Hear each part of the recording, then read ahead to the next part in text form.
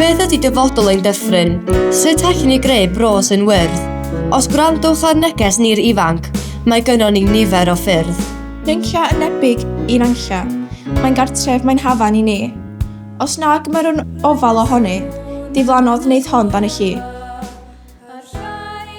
Mae Leti di sgwennu can iawn, ond mewn un rhan o'r gan, da ni eisiau cors. Ymbeledrwn, positifrwydd, ymbeledrwn, creadigrwydd, ymbeledrwn, ein hapusrwydd, ymbeledrwn, ymbeledrwn, ymbeledrwn. Guy Toms ydw i, cerddor, cyfansoddwr, a dwi yma yn Ysgol Dyffryn Nantlla yn gweithio ar ysgolion creadigol Gwyrddni. Felly fel ymarferydd creadigol, dwi wedi bod yn gweithio efo'r bobl ifanc yn archwilio dulliau creadigol o rannu'r negas.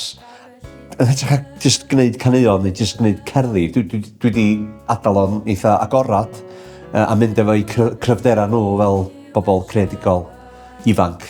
Da ni wedi creu 2 cerdd a dwi'n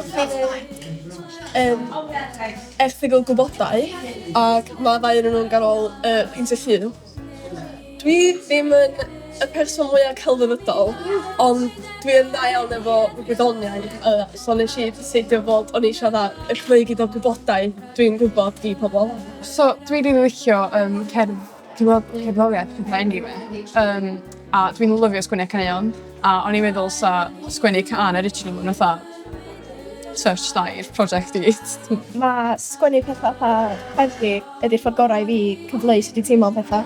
Sath o just dod iddo fi yma. Dwi'n hoffi sgwennu a neud pethau celf, so neu lluniau pethau oedd hynna o'n eisiau neud. A gyda ni wledd o bethau, caneuon, cerddi, dramau, celf. Wedyn, da ni wedi meddwl, reit, sut da ni'n mynd i ddod ar holl bethau yma at ei gilydd? Felly, ffordd eitha effeithlon os liciwch chi o ddod â hynny at ei gilydd ydy mewn llyfr. Ac yn cymryd ysbrydoliaeth o llyfr Manon Steffan Ros, sef Llyfr Glas Nebo, sy'n lyfr dystopian, efo negeseuon am gynaladwyedd a am y dyfodol ac ati yn hwnnw. Oedden ni'n meddwl cymryd ysbrydoliaeth a galw'r llyfr yn Llyfr Gwyrdd Nantlla. Da ni eisiau licio rapio. Ac da ni eisiau pobl gwybod fod i ddim gwyllt yn sbwriel ar hyd. Ac y ffaith bod da ni'n poeni amdano fo, fatha rhaid i nhw gwybod bod nhw'n rhywbeth pwysig. Achos mae pawb yn licio gwrando i caneuon. Ac da ni'n meddwl da ni wedi gwneud can dda, so da ni'n licio fo. A da ni'n meddwl bydd y can yn rili gael neges allan. Enw can ni yw Pico Fo. A mae amdan pobl yn pigo fyny sbwriel ac gyda ni cymeriad enw Pico Fo a mae'n pigo fyny sbwriel. A sef mochyn. A mae pawb yn meddwl mae mochyn yn afiach, ond nacs mae'n pigo fyny sbwriel.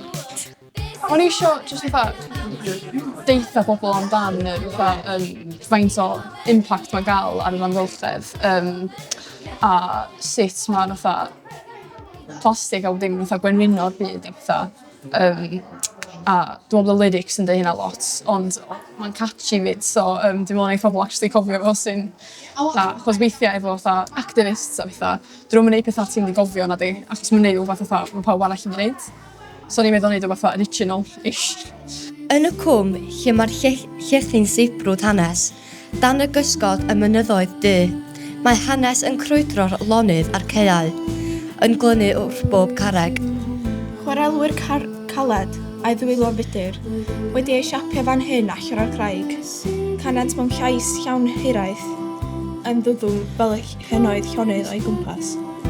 Mae'r gwynt yn gwybod ei henwau, mae'r glaw yn cofio'r gan oedd yn arfer y ddleisio dros y tir, ac ar draws y brynau tawel mae'r enaid Cymreig yn parhau i fyw. O'r cilgwyn i Dorothea, mae'r gan yn ddolwyrdd, yn curo'n y galon o hyd. Tawel yw'r chwarel, mae'r cof yn fyw, fel murmur o eiriau'r dynion a gweithiodd ynddyn nhw. Yn Nantlla, mae'r tir yn siarad, ar iaith mor hen a fro, lle mae'r bardd a'r bachgen yn rhannu'r awel. a'r dyffryn dal y tro? Dwi'n meddwl bod yn bwysig achos ni sy'n di gael, ni sy'n di helpu achos, obviously, efo'r ni'n tyfu fyny a pethau, ni sy'n di gael yr impact mwyaf. A mae'n di impactio ni pobl wedyn, ar os da ni'n byw, os da ni'n survivio pethau, So, dwi'n just yn meddwl bod o'n rili bwysig i ni bod amdano fo, achos ni fydd yn cael yr effaith os da ni ddim yn ein byd amdano fo, so. Pobl yma bod pwysig iawn, da ni angen delio fo. Oherwydd, os dydyn ni ddim yn delio fo, mae'n mynd i gael effaith mawr ar ein dyfodol fel pobl ifanc. Ella fod hyd yn oed da ni'n pobl ifanc, da ni yn gallu gwneud rhywbeth. Oherwydd dyfodol ni ydi o. Ac os mae neb yn mynd i wneud yn byd, da ni dal yn gallu.